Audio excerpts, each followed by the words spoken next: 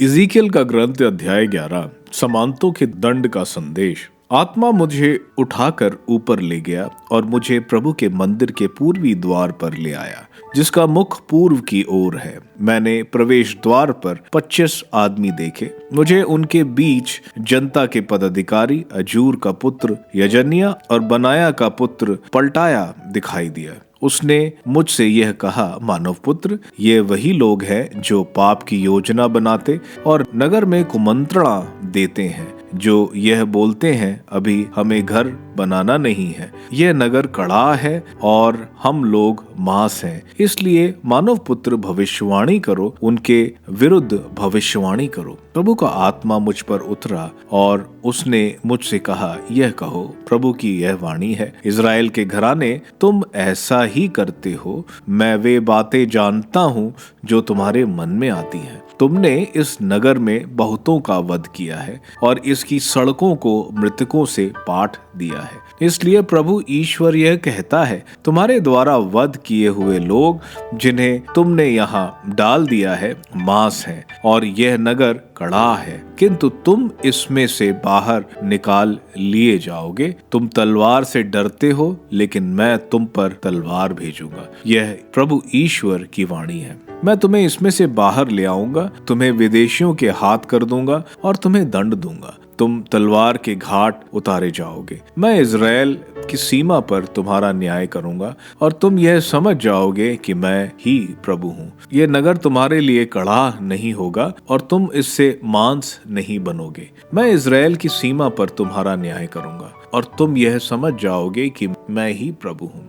तुमने ना तो मेरे आदेशों का अनुसरण किया और ना मेरे रीति रिवाजों का पालन किया, बल्कि तुमने अपने पड़ोस के राष्ट्रों के विधि निषेधों के अनुसार कार्य किया है। मैं भविष्यवाणी कर ही रहा था कि बनाया के पुत्र पटल्या की मृत्यु हो गई। इस पर मैं मुंह के बल गिर गया और ऊंचे स्वर से पुकारते हुए बोला, प्रभु ईश्वर, क्या तू इज़राइल के अवशेष को भी एकदम मिटा देगा? इज़राइल में पुनरागमन का संदेश। मुझे प्रभु ईश्वर की यह वाणी सुनाई पड़ी, मानव पुत्र, तुम्हारे भाई बंधु इज़राइल का समस्त घराना सब के सब वही हैं, जिनके विषय में यरूशलेम के निवासी यह कहते हैं, वे प्रभु से दूर भटक गए हैं और यह देश विरासत में ही हमें दिया गया है। इसलिए यह कहो, प्रभु ईश्वर यह कहता है, मैंने उन्हें राष्ट्रों से भगा दिया है और देशों में बिखेर दिया है। वे जिन देशों में गए हैं उनमें मैं ही कुछ समय तक उनका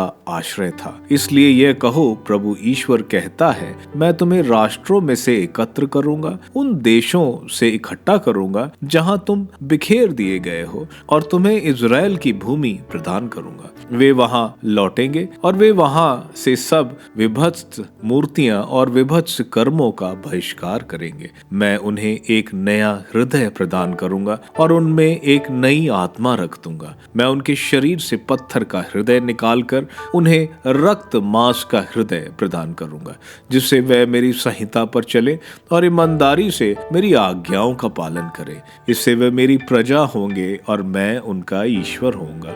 किंतु जिन लोगों का हृदय अपनी घृणित मूर्तियां और अपने विभत्स कर्मों में संलग्न है, मैं उनकी करनी का दोष उनके सिर पर डालूंगा। यह प्रभु की वाणी है। प्रभु के तेज का यरूशलेम से गमन। इसके बाद केरूबों ने अपने साथ के पहिए के साथ अपने पंख ऊपर फैला दिए। इज़राइल के ईश्वर की महिमा उनके ऊपर विराजमान थी। प्रभु की महिमा नगर के बीच से ऊपर उठी और पर्वत पर टिक गई, जो नगर के पूर्व में है। आत्मा मुझे उठाकर ऊपर ले गया और ईश्वर के आत्मा की प्रेरणा से दिव्य दृश्य में मुझे निर्वासितों के खास खलदेइयों ले गया।